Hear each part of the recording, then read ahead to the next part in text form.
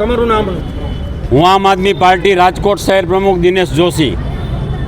આજે અમે લોકો રાજકોટ મહાનગરપાલિકાના વોર્ડ નંબર 6માંથી આ બહેનો જે આવ્યા છે એની પીડા શું છે એ કમિશનર કે આ કોર્પોરેટરને ખબર નથી. વોર્ડ નંબર 6ના કોર્પોરેટર ઘણા ટાઈમથી ખોવાઈ ગયા છે.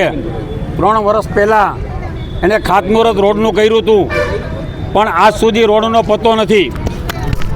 9 વર્ષથી વોર્ડ નંબર 6ના આ લોકો વેરો ભરે છે, અને જો વેરો ન ભરી શકે એવી સ્થિતિ હોય એની, તો આ વર્ષે વેરો ન ભર્યો તો 18% રાક્ષસી વ્યાજ આ લોકો લે છે.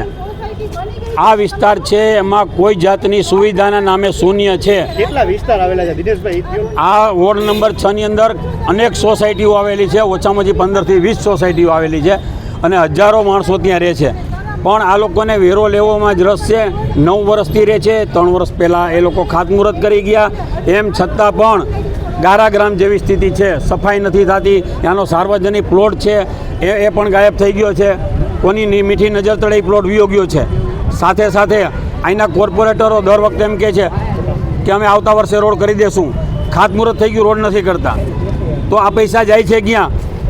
મહાનગરપાલિકાનું એટલું બજેટ છે કે સાંભળીને આપણી છે ને વાળ છે ને એનું એન્ટેનાથી જાય.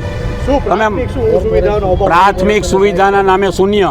જેમ કે રસ્તો નથી, ગટરની સુવિધા છે પણ અહીંયા સફાઈ કે કાંઈ થતું નથી, ગટર ભરાઈ જાય છે.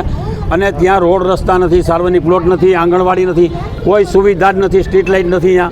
હવે આ લોકો 9 વર્ષથી વેરા ભરે છે. જો તમે 1 વર્ષ ચૂકી ગયા હો તો 18% રાક્ષસી વ્યાજ લ્યો છો. શરમ નથી આવતી આ કોર્પોરેટરોને?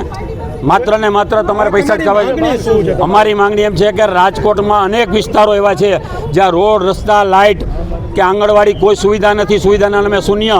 અમુક વિસ્તારમાં તો કોર્પોરેટર એમ કહે છે કે તમે અમારા મતદારો નથી. 1 નંબરમાં પોઝિશન છે, 18 નંબરમાં પોઝિશન છે. તો આ લોકોને તમારા મત આપે તો તમે એના કામ કરશો. હું જયમીનભાઈ ઠાકરને અહીંથી તમારી હાજરીમાં ફોન કરું, તમને ખ્યાલ આવે કે શું પોઝિશન છે. અમારી માંગણી છે રસ્તા થવા જોઈએ. આ લોકો હેરાન ન થવા જોઈએ. ગટરની વ્યવસ્થા, સફાઈની વ્યવસ્થા, વેરો ભરે છે એને પૂરું વળતર મળવું જોઈએ. માનવી ત્યાં સુવિધા અમારો હક છે. ઓકે.